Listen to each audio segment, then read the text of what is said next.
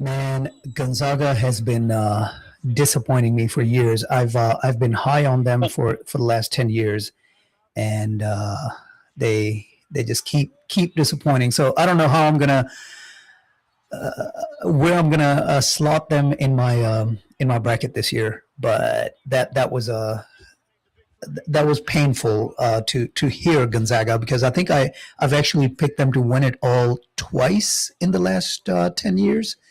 And they have not. They have not. All right. Welcome back. You're listening to the Sports Spotlight right here on Radio Azad. Shep, let's get to it. We were talking about Miami of Ohio, and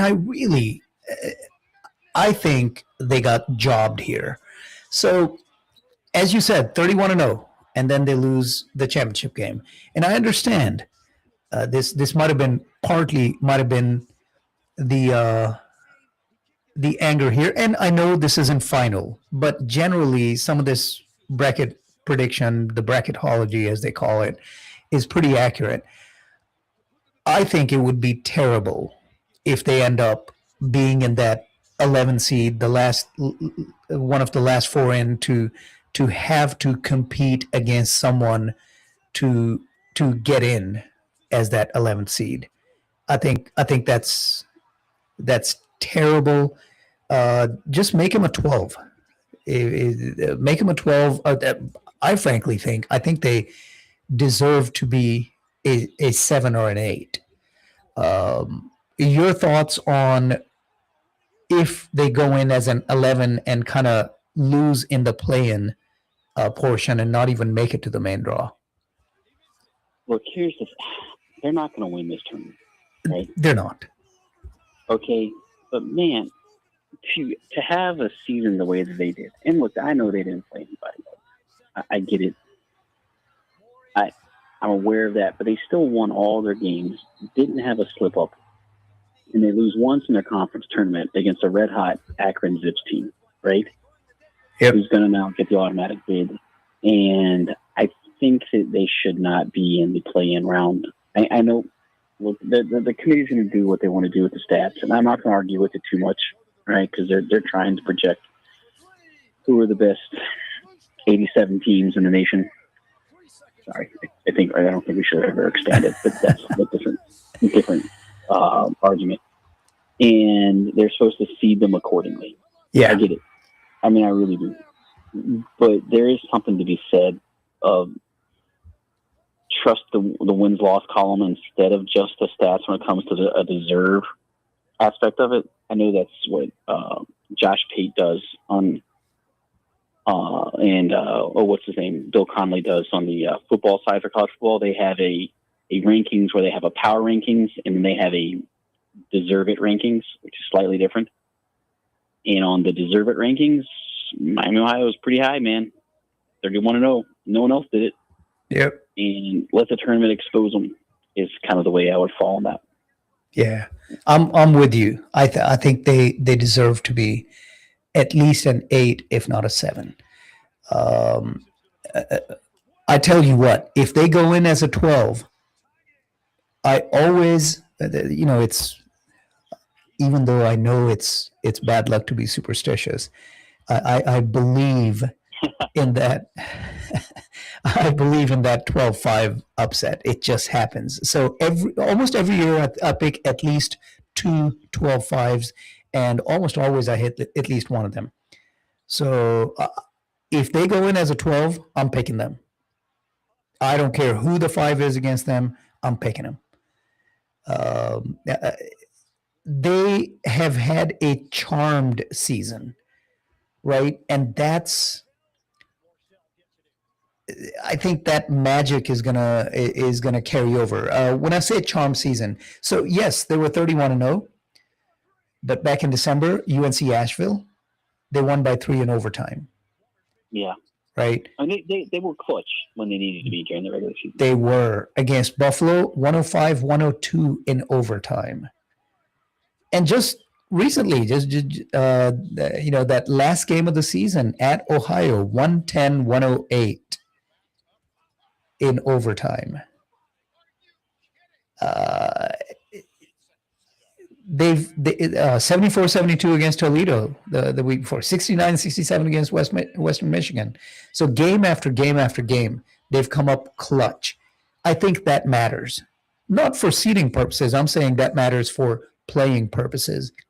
So if they're able to keep things close, the historical data shows us they're going to perform well in the clutch, in the big moment, and could very well get an upset or two. I would love for them to be the Cinderella this year. It would be an awesome story. All right. Well, with that, let's swivel it over to how about, I want to give you the spotlight here to one of the sports that you love and I know very little about.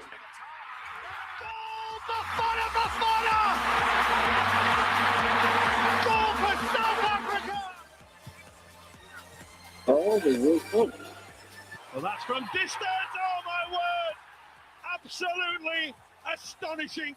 Absolutely astonishing. That's actually a great goal. I don't know what game that is, but that was hit from pretty afar, and it was like just squeezed into the top right corner, just outside the reach of a jumping. I don't want to call it diving because he was actually jumping up, trying to reach for it, trying to block it. The keeper was, but so yeah. Let's hear what's happening in the world of soccer, or as it's called around the rest of the world, football. Well, a couple things. One, the reason why we're talking about this for your listeners is because I am a huge Arsenal fan, and for the first time in what seems like a century, they have a really good shot to come on top of the Premier League. They've been second the last 3 years. They have 7 games left, and they're 9 points above second place Manchester City, who has 8 games left, including a game against Arsenal. But yesterday, Arsenal scored in the 89th minute to go up 1-0 against Everton because of a 16-year-old who put in a great assist. So technically he doesn't get the assist, but he put a great ball in the box, hit Hincape. It rolled in front of the striker, and he just tapped it in. And then 5 minutes later in the injury time, he ran 70 yards down the field to become the youngest scorer in the history of the Premier League. Talking about Max Dowman. Wow. It's 16 months old. 16 years old. 16 years old. 16 years old. Wow. 16 months would be. That would be. Yeah. But youngest player ever, and he's the one that changed the game for Arsenal in a game they really needed the extra points to get 3 for a win. And then later in the day, Manchester City drew against West Ham, who's fighting against relegation at the bottom of the Premier League table. Mm-hmm. And so Arsenal looks like they can still blow it, right? They can still blow it. City can max out at 85 points in the table, and Arsenal would still need 15 or 16 points to get above that out of 7 games. But man, it's there. It's not the loveliest soccer to watch because the Premier League this year has decided that they're going to put 8 in the box at all times to defend, which makes it really low scoring and really tactical games. A lot of that beats goals. But you got that going on. I'm not going to take too long and talk about the Champions League, but that's in the the round of 16 now. So the first legs have been played, and Real Madrid beat City 3-0 the other day off a beautiful hat trick by a guy named Valverde, who's really good. And the English teams actually suffered a little bit in the round of 16 first round games. So we'll see what happens. See if any of them can come back in the second round. All right. Well, thank you for sharing that. That's our soccer update at the Sports Spotlight. And now I want to swivel the spotlight over to the king of sports, king of American sport, king of the U.S. sports, I guess. Not really American sports either. But here in the U.S., it is absolutely the king, the NFL. And as I said, I think I said this before you joined us, But but you've said this before. We've talked about this before. The NFL has figured out the formula to just always be relevant. They just, Dominate. yeah, Yeah. just there is no off season. So here we are. Free agency has been going crazy, and obviously we don't have a whole lot of time. I do want to get. There we go. Let's. Escapes that one. Fields, are you kidding me? Has the first down and scoots out of. Hey, remember when that Justin Fields guy was a thing with Chicago a couple of years ago? At least from a fantasy standpoint, right? He was a monster that year, and the guy who was a beneficiary on the receiving side for him, DJ Moore. Now he really fell into obscurity this last year, this last couple of years. I'm sorry. He's a lazy route runner. So that's the frustrating thing, right? He's got a good route tree, but he's lazy, right? Last interception that blew it for the Bears, I think is because Moore cut off his route. Yeah. The Bears against the Rams, right? That's because Moore didn't run his route correctly, and Williams anticipating him running that route correctly, and that's why he's no longer a Chicago Bear. I mean, I really think that's true. Well, so did the Bills just mess up? I mean, look, they needed a number one guy, but I don't think he's a number one guy. Not for the money that he's going to be counting against. And I don't care how much talent you have. If you don't have the desire, look, nobody's going to have the passion, the desire that Josh Allen has to make every single play count. But if you don't have that type of fire, you're never going to be a number one wide receiver in the NFL. You're just not. I don't care how talented you are. I don't care how skilled you are. You got to have that fire. You got to have that want that you saw from the Randy Mosses, from the Terrell Owenses, from Jerry Rice, of course. He just doesn't have it. And I'm looking at the Bills' decisions this year, and I mean, maybe I'll feel better once Josh takes the field and things get going. But man, I think this is the end. I think this is the end of the Josh Allen window. They've done everything wrong. They fired a head coach who should not have been fired, and now Brandon Beane, probably empowered by that decision by the ownership, right? And maybe McDermott was actually keeping him a little under control with these bad decisions. And now it's just, I mean, I'm looking at the free agency outside of re-signing McGovern. Right? I'm sorry? It's pretty underwhelming. It is. Outside of re-signing McGovern, I just don't see anything. I mean, even as much as I love Dalton Knox at tight end, and he's been pivotal, and he was really good when Kincaid was hurt. But to sign him to that 3-year extension when you've got Dalton Kincaid, it's like he's lost his damn mind. So there's a guy named Tim Graham who writes for The Athletic. He's the Bills beat writer. Uh-huh. And he started an article on their free agency like this. Josh Allen is the answer.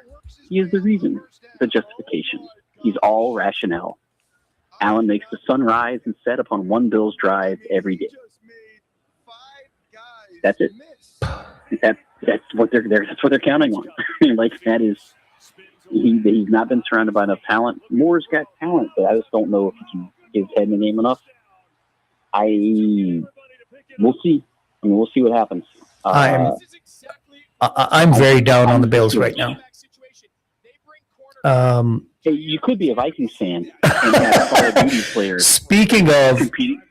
speaking of no drive and not having the fire. Yeah. So let's talk about your guy. Is Kyler the starter now? I mean, he's the starter, right? The Vikings are maintaining publicly that they brought Kyler Murray in to compete with J.J. McCarthy. All right? I don't believe that. I think that they've given up on J.J. McCarthy. They keep making all the right noises, saying he's, committed to getting better, working with his personal coaching all season. But you don't bring in a guy like Kyler Murray to be a backup. Yep. And more importantly, is McCarthy going to be ready for game one? Yeah, no, he'll be ready Okay. physically. Yeah, he doesn't have any I like the qualifier there, physically. He's been pretty underwhelming, JJ McCarthy. I mean, I know there was a lot of hype. I know y'all. And by the way, for those of you who have tuned in for the first time, Shep is a big Vikings fan, and so I know we haven't said the name. It's the Vikings that we're talking about who have brought in Kyler Murray. JJ McCarthy was the reason y'all let somebody go who turned out to be almost a Super Bowl MVP. I mean, he wasn't going to get it once Ken Walker ended up with 150 yards. But I guarantee you, if Ken Walker does not have that blow-up game, it's the quarterback. It's always the quarterback, and Darnold would have gotten. If he didn't have that blow-up game, I don't know. They might not win. So there is that. Because Darnold was trying to throw the game away. He was trying. I don't disagree with gambling. I really don't. Okay? Because they don't get the other roster upgrades if they have to pay Darnold, and they were trying to rely on the rookie contract for McCarthy. It just didn't work. Yeah, I think he's actually too injury prone. I think he's still really young. I think he just turned 22. And really young from an experience standpoint, right? Because of those injuries. Really young from an experience standpoint. So there's some things he still has to learn. So he may end up still being a really good quarterback. But I think that they're giving up on him, which is the exact opposite of what they said they were going to do. Because the ownership group can't take the idea of tanking, which I applaud them for in the abstract. But the Vikings are stuck in this purgatory where they can occasionally have a really good record and make it to the playoffs, but they don't have the talent to actually win the Super Bowl. And the coaching has, on the X's and O's front, has been too good to allow them to truly tank. Because coaches don't like to lose, because when you lose, you get fired, regardless of why you're losing. Okay. And I think that the Vikings, and they've been this way for like 15 years as a Vikings fan, ever since the Saints stole our Super Bowl appearance because of their bounty gate. They just haven't been good enough to win and not bad enough to truly reload. Not to get 2 or 3 stacked draft classes in a row, right? Mm-hmm. And it's just where they are. That's what it is. And now they got Kyler Murray, who's one of the best Call of Duty players playing quarterback in the NFL. He's going to find. All right. Well, let's talk about some of the other big deals here. What the heck happened with Max Crosby and He failed a physical. Is that something to? I mean, you knew he was going to fail the physical, right? He's still recovering. So, well, I think that maybe look, the Ravens are a pretty well-run organization, though we'll see if that maintains its strength after they fired Harbaugh. I think because they felt like he was getting stale. mm-hmm. But their front office and their back office folks have been pretty good, right? Yeah. And they think that maybe he's not healing as well as he should be. I get backing out, right? And look, their pivot was to sign Hendrickson from the Bengals. 31-year-old Trey Hendrickson. Yeah, I mean that's He's pretty good. Now they spent a lot of money to do it, as opposed to a trade, right? But they get that they keep that draft capital, so that's a plus. I don't know what Bengals fans are thinking about this because they didn't get anything for Hendrickson, right? Yep. He was a free agent. Like, you don't talk about fans of a franchise that have no hope. They have Joe Burrow and some good wide receivers and a defense that, let's just say, they're not great. But yeah, no, Crosby failed his physical. It's weird. Everybody thought it was done, and I thought that maybe the Ravens were giving up too much, so maybe they had some second thoughts there. Yeah, I think that's what that's where I'm leaning. that they're using the physical. I'll have to dig more into it, but he's not in any shape to actually pass a physical. So if they're claiming he failed a physical, I'm sure it's some sort of a limited physical. Maybe it's as you said, he's not recovering. He's not on the path to recovery that they thought he was. Whatever. But it almost feels like maybe they didn't have something worked out for Trey Hendrickson and they didn't want to miss out on Crosby.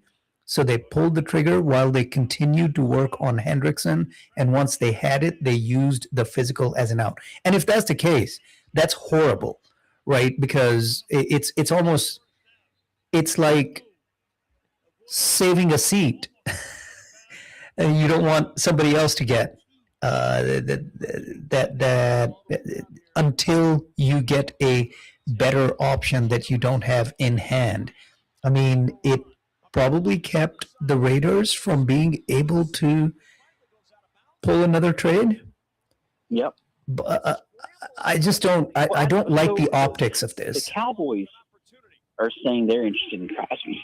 Okay, Mm. but if they really wanted an edge rusher so bad, why they trade Micah Parsons? Yeah. So, Yeah, I don't know. I don't know about that.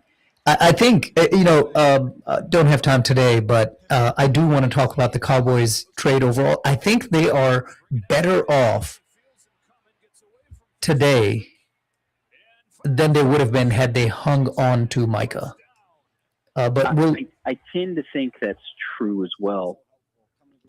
yep. Um, But we'll talk about that real quick. see how things shake out, though, because I'm worried they're going to overreact and then spend those picks they got to try to get an immediate producer as opposed to doing the draft. Yeah. All right. The Raiders, though, I think they had made some good moves post the Crosby trade. Yeah. So, especially signing Tyler Linderbaum, the best free agent available by a lot of from the Ravens. away from the Ravens. And we talk about. I know last year before the draft, before the NFL, about a year and a half ago, as we were talking about Ashton Jeanty and how he was going to translate to the pros, we talked about how he was ready, he was going to be solid, and he had a somewhat disappointing season. But considering how badly graded that offensive line in front of him was, and how little to no room before contact he had a really, really good season if you take all of that into consideration. And with a absolute mauler at center, anchoring that offensive line now, along with I think they signed a right tackle. Ashton Jeanty can blow up. So they made some good signings after they thought they had traded away Max Crosby. They solidified the offensive line, hence improving their running game. And now all of a sudden they just got, basically for all intents and purposes, got gifted an all-pro edge rusher that just got added to that roster after being on for 4 days, 5 days, whatever it was, right? So I think overall, now if he can recover, if it's true the way I'm seeing it, that this was just the Ravens, they never really wanted Crosby, they didn't want to miss out on him, they wanted Hendrickson, and they used that out. If that's true, if Crosby recovers, I think the Raiders could end up being a beneficiary from this negated trade. But we'll see. We will see. Last thing I wanted to touch on before we wrap up for the day, Alex Pierce. 4 years, 116 mil. Did they overpay? I think so. Right? Look, he's been good, right? And there's a value to continuity, but they're also relying on Daniel Jones to come back completely healthy. From an ACL tear. Achilles. Achilles. Yeah, and so they're relying on on that, and the Daniel Jones of the first half of the season, which has never before appeared in the NFL, will continue to appear. Yep. And that's, hey, look, we'll see. Actually, the Colts aren't in my top tier teams I pull for, but I've always had a soft spot for them ever since the Manning years. I like the Colts franchise, Mhm. and I'd like to see them do well. So I think it's good when a small market team does well. Yep. But I don't think this is the path to doing well for the Colts. I think they overpaid for Alec, and it's a domino effect, right? Because of that, they had to trade away Michael Pittman. Yep. The old reliable. The cap comes for us all, right? It does. And when you overpay somewhere else, you try to cut corners and rely on being smarter than everybody else in other places. And it's tough to consistently be smarter than everybody else. It's one of my maxims about organizations is that if you have to rely on being smarter than everybody else, you got problems. Sometimes you don't have a choice, right?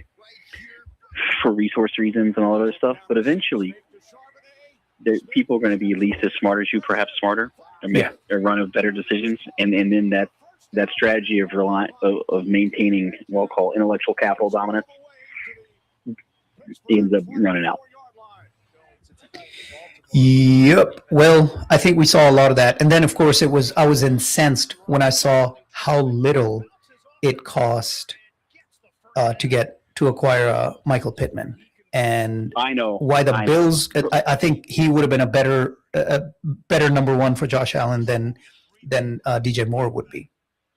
Yep, I agree. I agree. It's been very, very disappointing. I'm very, very down on the Bills right now. Hopefully, Josh Allen alone can prove me wrong. Well, he's the man with the cape. He is the man with the cape. All right, Shep, always a pleasure. Have a wonderful rest of your Sunday and the rest of your week. Sure. All right, bye. All right, friends, that is the Sports Spotlight wrapping up. You've been listening to us right here on Radio Azad. Every Sunday between 10 and 12, we bring to you all things sports. I'm your host, Rizwan. We'll see you next Sunday at 10. And before that, you can catch me right here on Radio Azad on Wednesday night at 9 p.m. with Chandni Ratne. Have a good one.